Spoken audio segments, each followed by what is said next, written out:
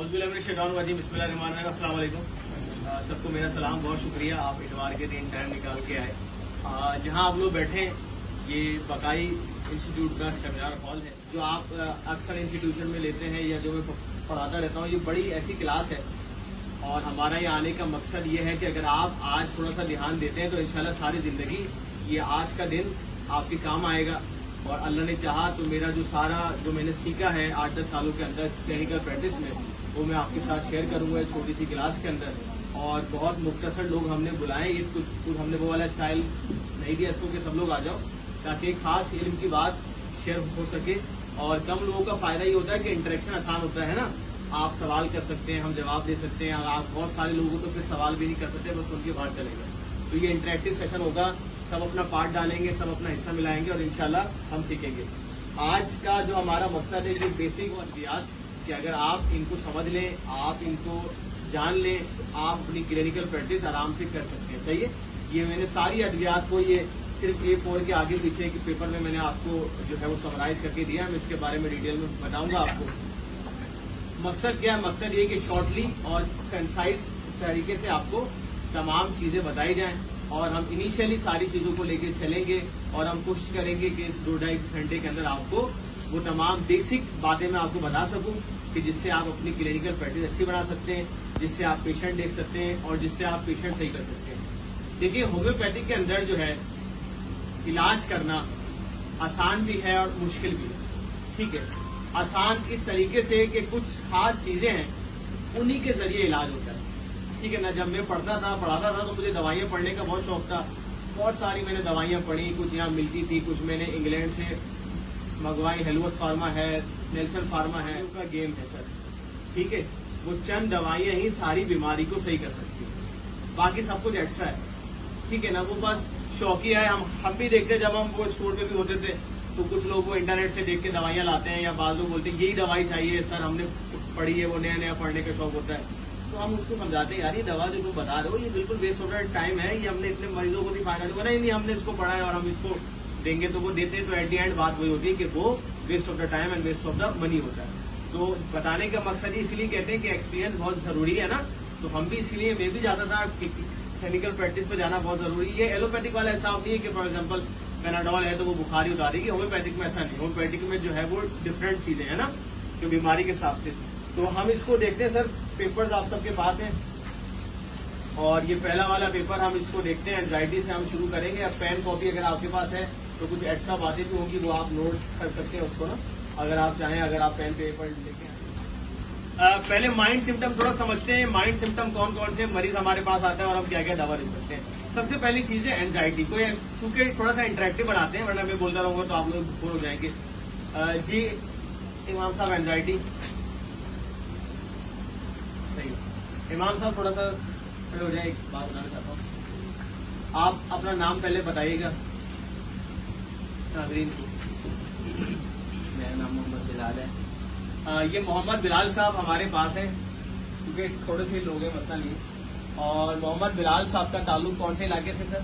मेरा लांडी नंबर 6 से है। लांडी नंबर 6 में है और लांडी नंबर 6 पे एक मस्जिद में ये इमामत करते हैं माशाल्लाह। आए समझ में। और इमामत के साथ साथ इनको एड्रेस समझाएगा।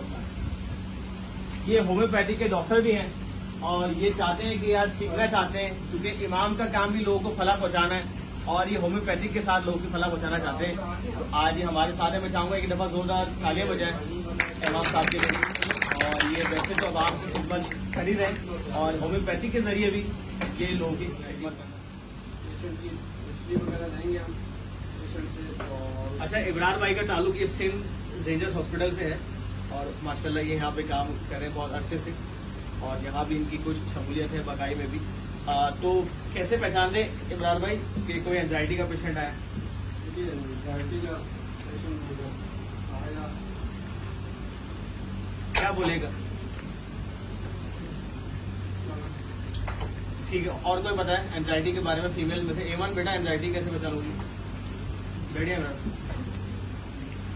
एनीवन देखे जलील इसको चलाएं फिर आगे लेके भाई से बताओ।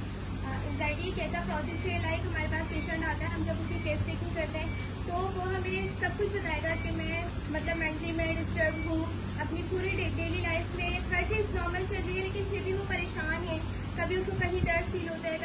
कभी डिजीज चक्कर आने लगते हैं, तो उसके हम सारे टेस्ट करवाते हैं। फर्स्ट ऑफ ऑल हम टेस्ट पर लेके जाते हैं।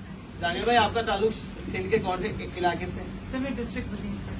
दानियल भाई डिस्ट्रिक्ट बदीन से आए और बहुत ही लंबा सफर करके ये हमारे पास आए। अस्सलामुअलैकुम, कैसे बैठे सर? एंजाइटी कैसे पहचानेंगे? सर एंजाइटी में सबसे पहले जो पेशेंट है वो जो भी काम कर बेटा ये रहा फैन के है बाद या हमसे बातचीत कर रहा है तो वो कंफ्यूज होगा। अब बात करते करते बात का भूल जाना। एग्जाम्पल एग्जाम्पल जैसे वो उसने अभी यहाँ अंदर आया, उसने पेपर उठाया, वो आके बैठ गया, उसे याद नहीं रहा पेपर उसने उठाया कि नहीं उठाया।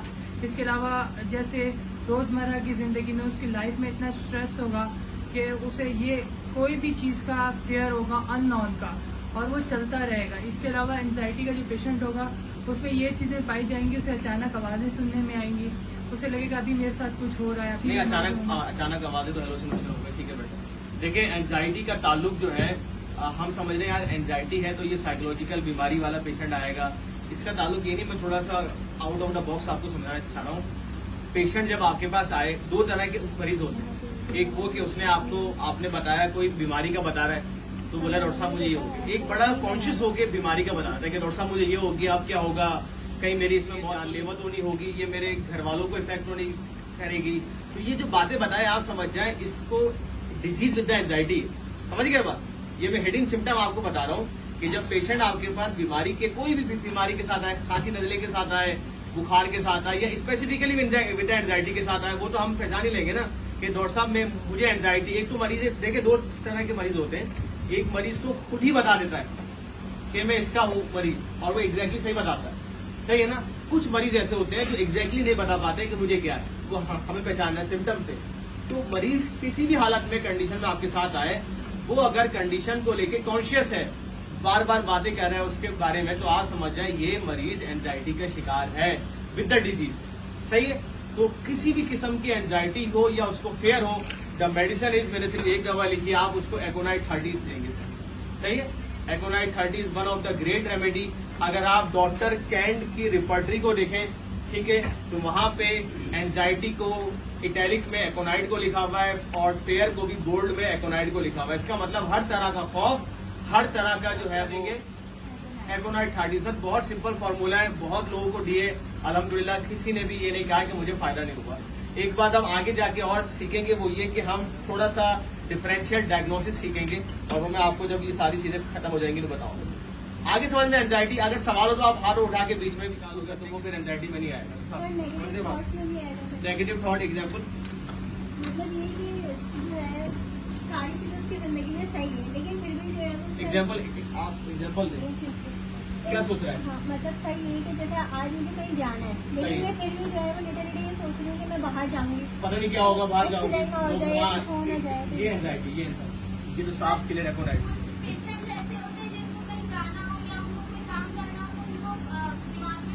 बिल्कुल ये भी एंजाइटी है, ये भी एंजाइटी। बिल्कुल आपने अच्छा बताया, ये बड़ा हेडिंग पॉइंट है। आप इस मरीज को भी एकोनाइटिस है तो एकोनाइट वो नहीं कि मरीज आ रहा है हाथ कहाँ पर है आप उसी को देंगे। समझाने का मकसद, याद बैठने का मकसद भी है कि छोटी छोटी सी बातें हमें समझनी है ताकि हम मरीज को सही कर सकें। और एट दी एंड हम सब यहाँ बैठे इसलिए कि हम मरीज सही करें, जाहिर अच्छी शिफा दें, उससे हम अच्छा हलाल रिस्क भी कमा सके। उसका जरिए क्या है कि आप अच्छी दवा देंगे। There is no other rule. देखें एक दफा 100 मरीज देखना कोई कमाल की बात नहीं। द थिंग इज दैट कि आपका पेशेंट रिपीट हो रहा है या नहीं हो रहा। अगर आपका पेशेंट रिपीट नहीं हो रहा तो आप इलाज सही नहीं कर रहे। ये बड़ी अहम पॉइंट बता रहा हूँ मैं। आपने 100 मरीज देखे, वापसी में एक भी नहीं आया तो आपके लिए लम्हा फिक्रिया है। नहीं ये वो नहीं है।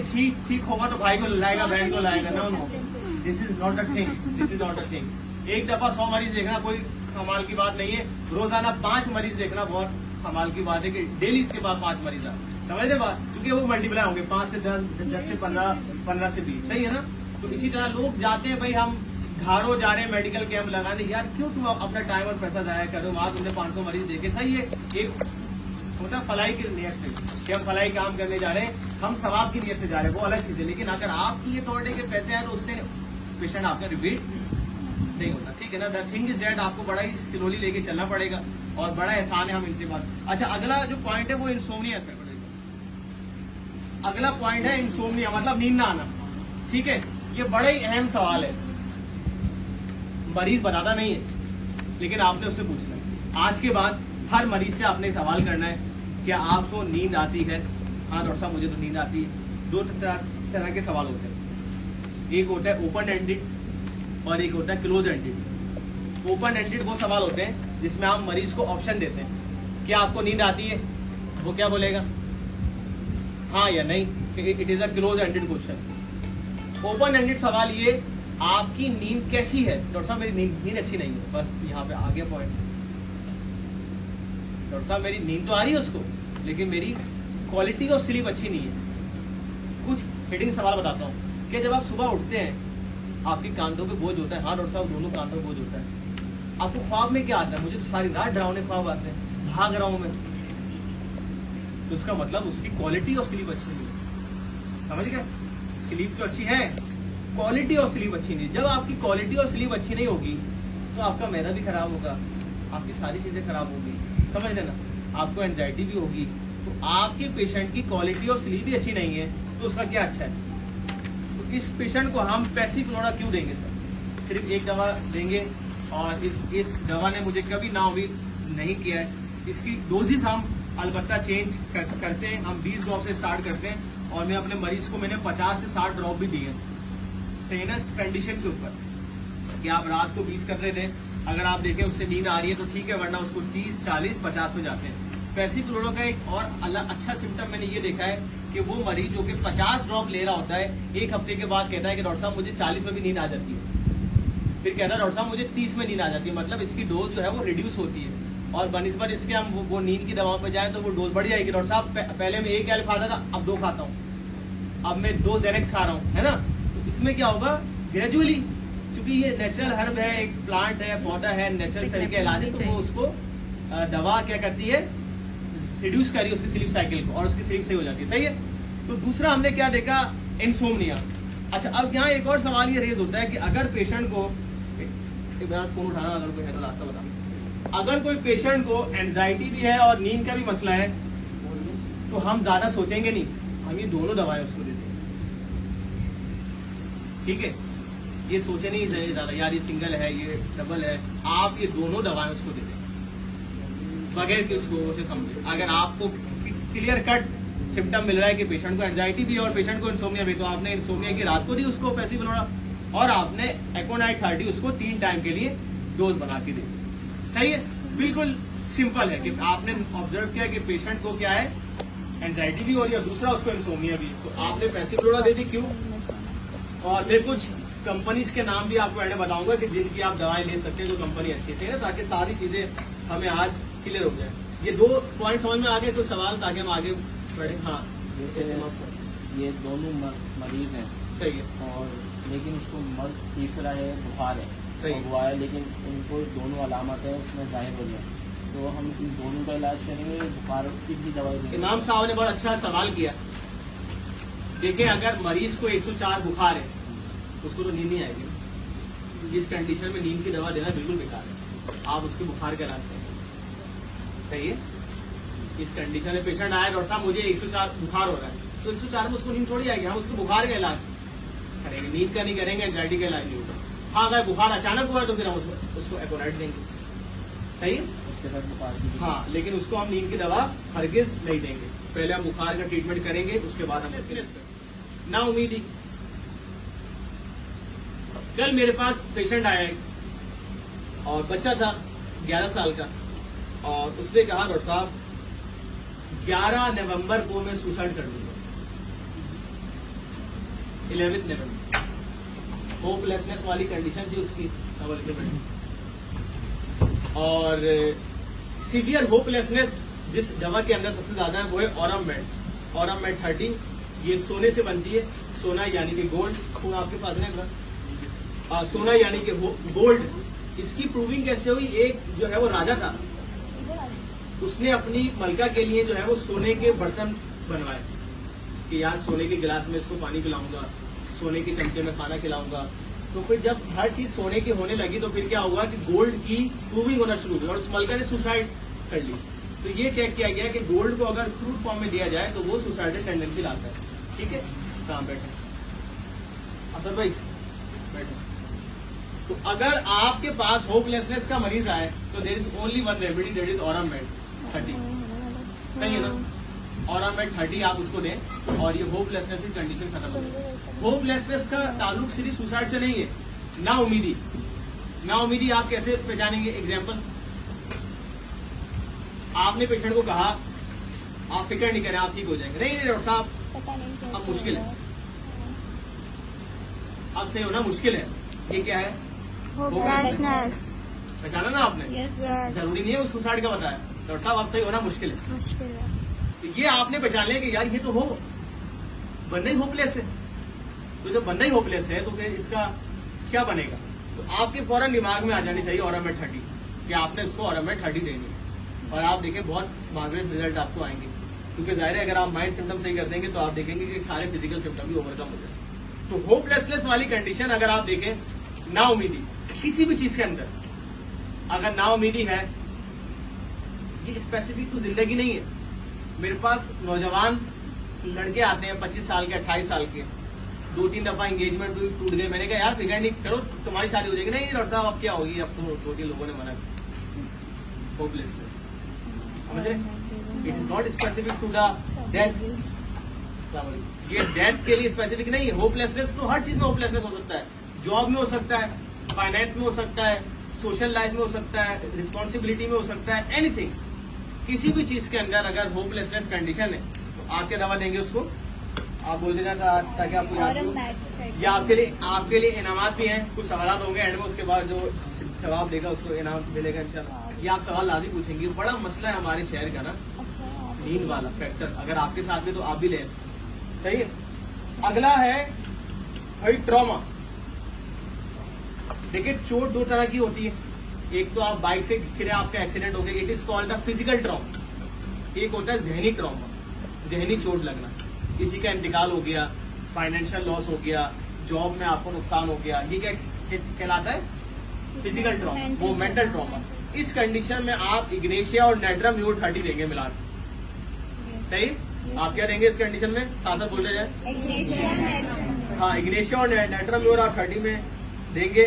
5 कतरे सुबह दोपहर शाम, और आप बड़े मार्वेलस रिजल्ट इसके देखेंगे। कोई भी अगर आपको लग रहा है कि यार इसको मेंटल ट्रॉमा हुआ है, सदमा पहुंचा है, किसी भी बात से उसको सदमा पहुंचा है, फाइनेंशियल जरूरी नहीं, एनीथिंग हो सकती है, कोई भी बात हो सकती है कि उसको ज़हनी तौर पे सदमा पहुंचा है, तो आप उसको जो है वो इग्नेशिया और नाइट्राम्यूर मिला के देंगे 5 कतरे सुबह दोपहर शाम।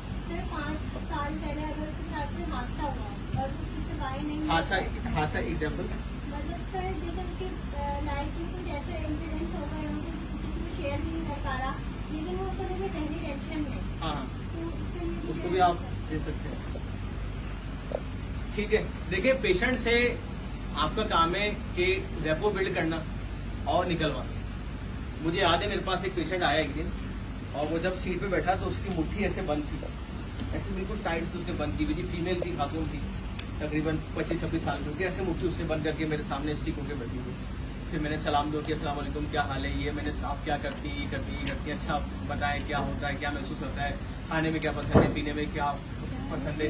फिर मैंने देखा आहिस्ते आहिस्ते फ्रॉम द 10 to 15 मिनट्स इसकी मुट्ठी जो है वो खुलने लगी, खुलते खुलते उसकी ऐसी हो गई। जब मैंने ऐसी देखी फिर मैंने सवाल किया कि आपके साथ कोई हादसा हुआ? उसने मुझे सब बताया। समझ रहे? तो आपका काम है रेपो बिल्ड करना। पेशेंट बैठा है, आप बताएं आपके साथ क्या हादसा हुआ, वो नहीं बताएगा, तो अपना हादसा आपको नहीं बताएगा। समझे? तो आपने पहले रेपो बिल्ड करनी है। जब आप रेपो बिल्ड कर लेंगे तो वो सारी चीजें बताएगा, होपलेसनेस वाली कंडीशन ही बताएगा। तो पेशेंट के साथ रेपो बिल्ड करना बहुत जरूरी है, ताकि आप उसको सही कर सकते हैं, उसके ट्रॉमा को आइडेंटिफाई कर सके कि उसके जहनी क्या ट्रॉमा है, क्या मसले मसाइल का वो शिकार है, जिसकी वजह से उसको ये कंडीशन आज हो गई और हमारे सामने। ठीक है, सवाल हो तो आप। हिस्टेरिया को एग्रेशन कहते हैं। एग्रेशन का मतलब है गुस्सा आना। देखिए ये वो आम गुस्से वाली बात नहीं हो रही। गुस्सा करना जो है बातों में जायज भी है, आपको करना पड़ता है। किसी ने आपके पैसे जो है वो खा लिए, सही है, आपने किसी ने पैसे मांगे, आपने ज्यादा दे दिए, वापसी नहीं करना, तो जाहिर है आप उसको एग्रेसिव अंदाज में बोलेंगे भाई मेरे पैसे दो, या एनीथिंग, कोई भी बात ऐसी है। लेकिन ये वो वाले गुस्से की बात नहीं है, ये दूसरा एग्रेशन है। जैसे कि मिसाल के तौर पे कोई पेशेंट, आपके मेरे पास पेशेंट आया, उसकी वालदा ने बताया कि जब भी मेरी बेटी को गुस्सा आता है ये अपनी चूड़ियां तोड़ के खाती है। एक मेरे पास बच्चा है, उसकी वालदा ने बताया जब इसको गुस्सा आता है ये दरवाजा खोल के बाहर भाग जाता है। एक ने बताया जब इसको गुस्सा आता है ये अपने आप को मारती है। एक ने बताया ये हमें मारती है। This is the kind of aggression जिसको हिस्टेरिया कहा जाता है। ठीक है, इसको कहा जाता है हिस्टेरिया। साइकोलॉजी में इसको हिस्टेरिया का लफ्ज कहा जाता है। और ये एग्रेशन है, ये वो वाली कंडीशन है कि ये गुस्सा बहुत एक्सट्रीम है। ये मेल में भी होता है, फीमेल में भी होता है। सही है, ये दोनों में होता है। जरूरी नहीं है कि फीमेल में हो या मेल में हो। ये मर्दों को भी इस तरह का गुस्सा होता है और खवातीन भी हमारे पास आती है जो बहुत ज्यादा एग्रेशन का शिकार होती है। आप ये देखें पेशेंट में सिम्टम, आप फौरन उसको दवा जो है वो है स्टेफिसिगेरिया 200 ओनली 1 लिमिट। और ये मैंने बहुत सारे पेशेंट को दी और सबको आराम आया अल्हम्दुलिल्लाह। ठीक है, सिर्फ एक दवा। अगेन अगर इसके साथ एंजाइटी या नींद का मसला तो आप पैसिक्लोराइड या एकोनाइड मिलाएंगे। अदरवाइज स्टेफिसिगेरिया will only work in a single dose, मतलब सुबह दोपहर शाम में। गुस्सा, आप कोई केस भी अगर शेयर करना चाहें, जहन में कोई बात आए तो आप बिल्कुल बता सकते हैं। कोई देखा है आप लोगों ने ऐसा पेशेंट, सुना है? सर एक लड़की थी, उसको आता था, तो जब गुस्सा आता था तो वो माचिस खाती थी। माचिस खाती थी। देखें अलग सिम्टम आया, गुस्सा आ रहा है, माचिस खा रही है। और कोई आदानिया देखा था उसे जब गुस्सा होता था वो अपने घर के सारे बर्तन तोड़ देता था। बर्तन तोड़ देता था और फिर क्या करता था? गुस्सा ठंडा होने के बाद जी, उसका जोड़ता था। फिर बाद में रोता था। बर्तन का फिर क्या बना? बर्तन में टूट गया था। अच्छा, और कोई? दीवार में सर मारता है।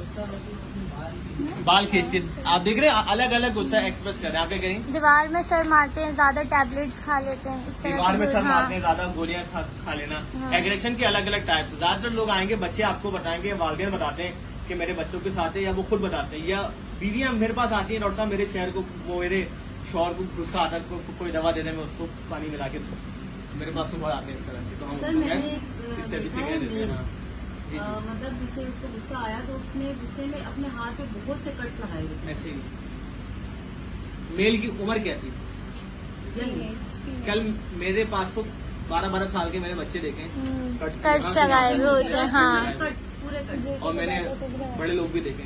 तो ये तो है, बिल्कुल आप सही कह रही हैं। और इसमें फैमिली का ज्यादा बड़ा है रोल ना, घर का माहौल और सारी चीजें।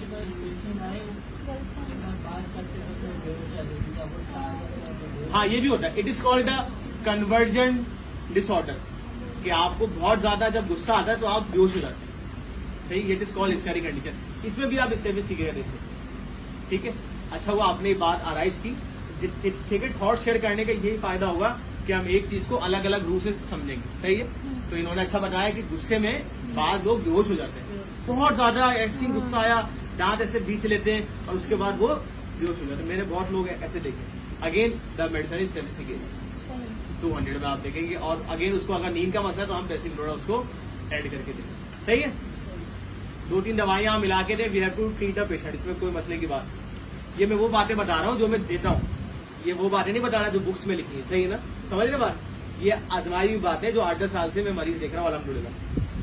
अगला है मूड स्विंग्स। ये बड़ा अनोखा सिम्टम है और इसको पहचानना भी सीखेंगे हम। आप भी एग्जाम्पल के साथ हैं, आप बड़ा साथ दे रहे हैं मेरा। तो देखे, एक किताब है homeopathic psychology by doctor Phillips. उसने इग्नेशिया दवाई को लिखा है रोलर कोस्टर राइड। आप कभी बैठे रोलर कोस्टर में? अरे बैठे नहीं यार, अलादीन वाला की सब जगह देखते हैं सर, मत देखें। सर बैठे दूर से हाँ, बैठे हैं, बस। जिंदगी आपने क्या किया रोलर सर कोस्टर? बैठे बैठे अलग ही। अलादीन में बैठे ना, अब तो खैर अलादीन ही अब तो अलग ही नहीं रहा सर। वो जो ऊपर जाता है नीचे आता है, रोलर कोस्टर जी, राइड। जी, जी। हाँ, तो ये डॉक्टर फिलिप्स ने लिखा है कि इग्नेशिया जो है ये रोलर कोस्टर है। अचानक खुश हो जाएगा मरीज, अचानक उदास होगा। आपके सामने बैठा है, हंस रहा है, अचानक जो है वो खामोश हो गया। नहीं यार मुझे, अरे अभी तो तुम हंस रहे। हाँ, हंसते रोटे हंस जाए। It is called a mood swings. ये है मूड स्विंग्स कि मूड क्या करे, स्विंग कर रहे हैं ना, हाँ। झूला झूल रहे हैं। कभी एक कुछ, एक्सट्रीम कभी पे जा रहा है, कुछ। कभी एक एक्सट्रीम पे जा रहा है। इट इज हाँ। Called emotional roller coaster ride. इसकी दवा है इग्नेशिया। सिंपल, आपका पेशेंट आए तो आप उसको इग्नेशिया दें और आप देखें कि कितने मार्वलस रिजल्ट हो। एक और किताब पढ़ा था, उसके राइटर का नाम मुझे याद नहीं आ रहा। उसने लिखा वो लोग जो बार बार आशिक बन जाते हैं, जैसे एक खातून को पसंद किया या खातून ने एक मर्द को पसंद किया, एक हफ्ते बातचीत करी, बस यार मूड भर गया, अब दूसरे से, फिर दूसरे से। इट इज, ये क्या है? It is the emotional roller coaster ride ना, यस सर। कि आपके मूड स्विंग कर रहे हैं। हाँ। आप नहीं, नेक्स्ट नेक्स्ट, बस बहुत है, नेक्स्ट नेक्स्ट। तो ऐसे मरीजों को भी आप इग्निशिया मारा समझ रहे हैं। दवाई का अलग रुख दिखाना चाह रहा हूँ, सिर्फ काफी बातें ना हो, क्योंकि मैं आम रूटीन से समझाना चाह रहा हूँ। मरीज आएगा तो क्या बताए, इस तरह के जो लोग हो आएंगे बताएंगे भी, डॉक्टर साहब मेरा एक पे फोकस नहीं रहता, अब मुझे किसी से मोहब्बत होती है फिर वो टूट जाती है, पता नहीं क्या होता है मेरे साथ। तो इस तरह के भी लोग आपको सवाल बताएंगे कि मैं जहनी तौर पे हम आराम महसूस नहीं करता। क्या कह रहे हैं सर? वर्कलोड की वजह से भी अक्सर मूड स्विंग स्टार्ट हो जाता है। आप एग्जांपल दें। लाइक कोई अगर मैनेजरियल पोस्ट की तरफ है और वर्कलोड बहुत ज़्यादा है, अचानक से चीज़ें चेंज होती है, इन्वायरमेंट चेंज होता है उसके सही है। ऑफिस का, ठीक है, और बात करते करते अचानक से उसका दिमाग खराब हो जाता है, तो फिर होता क्या है? तो हो जाता है, काम हो जाता है, या अपनी बात को बात करते हैं। ये तो एग्रेशन है ना, मूड स्विंग तो नहीं, Mood swing नहीं है। एग्रेशन है ना, समझ रहे हैं? आपको फर्क करना है, इसीलिए मैंने बोला एग्जांपल बताएं। आपको पेशेंट से भी बोलना है, पेशेंट का डॉक्टर साहब मुझे मूड स्विंग होते हैं, आपने इग्निशन दे दी, नो, पेशेंट को क्या पता मूड स्विंग क्या होता है? यू हैव टू आस्क, नहीं आप मुझे अलामत बताएं, आपके साथ क्या होता है, आप मुझे अपना वाक्य बताएं। ये होता है कि आप दवा देते, बाद में मरीज कहता है फायदा नहीं हुआ, आप बोलते हैं यार ये दवा तो काम ही नहीं कर रही। मैंने क्या कहा, पेशेंट का रिपीटिशन इज इम्पोर्टेंट। एक दफा दवा देना इज नॉट इम्पोर्टेंट, पेशेंट का रिपीटिशन इज इम्पोर्टेंट। पेशेंट आपके पास वापसी है, सही है ना, तो ये आप उससे पूछें, फिर आप उससे दोस्ती बनाएं। दोस्ती वो वाली नहीं कि आप उससे घर पे मिलने जाए, वो वाली दोस्ती नहीं, एक आपने गैप बनाना है, ठीक है ना, लेकिन आप उससे दोस्ती बनाएं। सही, मेरी अल्हम्दुलिल्लाह बहुत अच्छी दोस्ती है मेरे पेशेंट के साथ, लेकिन मैं किसी की भी शादी में आज तक मैं नहीं गया, मैं किसी की बर्थडे पार्टी में नहीं गया, सही है ना। पेशेंट जो कि पेशेंट और डॉक्टर का एक फासला भी जरूरी है, लेकिन आपने दोस्ती बनानी, लेकिन एक लाइन, ये वो आपको बात बताए, दोस्ती बनेगी तो आपके पास ही आएगा, अपने पेशेंट को भी लेके आएगा कि आओ यार डॉक्टर साहब के पास चलता हूँ, सही है। तो अगला है ओसीडी। ओसीडी ये बोलोगे, कोई मिसाल कि यार ये करूं या वो करूं, कंफ्यूजन। डिसीजन नहीं ले पा रहे डॉक्टर साहब, मैं किसी एक बात में डिसीजन नहीं ले पाता कि मैं ये करूं वो करूं, मैं बड़ा इनडिसीजन का शिकार रहता हूं कि मैं क्या करूं। तो इट इज कॉल्ड ये ओसीडी पर्सनैलिटी वाले लोग हैं। तो सर वो जो हाँ। ओसीडी में वो होता है कि मतलब हर चीज उनको क्लियर चाहिए वो तो है, वो तो देखिए क्लियर कट सिम्टम है ओसीडी का ना, उसको तो आप देंगे ही एनाकार्डियम, लेकिन मैं अलग रूप से बता रहा और हूँ भी इसके कि ये उनकी भी दवा है जो कि डबल माइंडेड है। सही। कोई काम करने जा रहे हैं तो वो डबल माइंडेड रहते हैं, यार इससे मशवरा किया, उससे मशवरा किया, उससे मशवरा करें, फिर भी फैसला नहीं कर पा रहे। यार हमने मशवरा भी कर लिया, इस्तिखारा भी कर लिया, अबे यार एक काम तो तुमने इसका इस्तिखारा भी कर लिया, तुमने दोस्तों से मशवरा भी कर लिया, ये क्या पता चला ये बंदा ओसीडी है, ये बंदा डबल माइंडेड है। अगर उसको करना होगा तो वो इतनी सारी चीजों पे, भाई मशवरा करना अच्छी बात है, कोई मसला नहीं है, लेकिन एक बात होता है कि बहुत ज्यादा उसको वो फैला देना और ये कर देना। मैं बाज दफा फेसबुक पे लोगों को देखता हूँ कि प्लीज गिव मी एडवाइस, अरे आपने भी देखा होगा, मैं ये काम करने जा रहा हूँ, please give me advice. Post डालते हैं तो ये कौन है? ओसीडी है ये। OCD। ये कितना डबल माइंडेड है, इसको हजारों लोगों से चाहिए एडवाइस, फिर ये, लेकिन वो हजारों लोगों को सुन के भी देखना फैसला नहीं करेगा, वो गलत ही फैसला करेगा, क्योंकि वो ओसीडी है, वो डबल माइंडेड है। समझ गया बात? Yes sir. बातें समझ में आ रही है? और कोई सवाल? आखिरी पॉइंट है, इसके बाद हमारा माइंड सिम्टम का चैप्टर खत्म हो जाएगा। वो है ऑलवेज क्राई। मरीज आपके पास आएगा और अचानक रोना शुरू हो जाएगा, हर वक्त रोता रहता है, सही है ना। आप इसको पल्सडीला दें, ये मेल या फीमेल के साथ एसोसिएटेड नहीं है। मरीज आपके पास आया और बातें बताते बताते रोना शुरू कर दिया, बस आपके जहन में क्या आ गई कि यार इसको पल्सडीला दें, इसकी और कोई दवाई नहीं।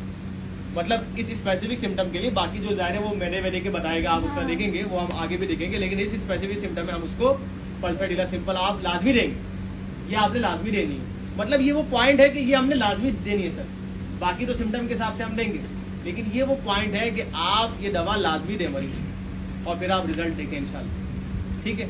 पेशेंट आया कॉल पे, अगर आप ऑनलाइन अपॉइंटमेंट ले रहे हैं, आपके पास बैठा है, बैठे बैठे उसने रोना शुरू कर दिया, बकायदा आंसू आ जाएंगे, सिर्फ ये नहीं उदास हो रहा है, आंसू उसके टपक जाएंगे या टपकेंगे नहीं, तो कंट्रोल अच्छा है तो आंखें जो है वो गीली हो जाएंगी उसकी, वो आप पहचान लेंगे, सारे आंखें नम हो जाएंगी, सही से अल्फाज में, तो आप पहचान जाए यार ये। अक्सर अगर किसी को छोटी छोटी बात रोना आता है, पल्सर ढीला, अगली बात ही नहीं है। Anything anything anything anything. लेकिन यहाँ पे बात उदासी की हो रही है, खुशी में कोई पेशेंट आपके पास नहीं आया। आपके पास आया कि आज मेरा बर्थडे है, मैं इसलिए आया आपके पास। हाँ काम कैसी है, आजा आजा, आप भी बैठिए। खत्म हो चुका है, कुछ सवाल हो यहाँ पे तो आप पूछ सकते हैं, ताकि हम अगले किया था। सेक्शन में जाने।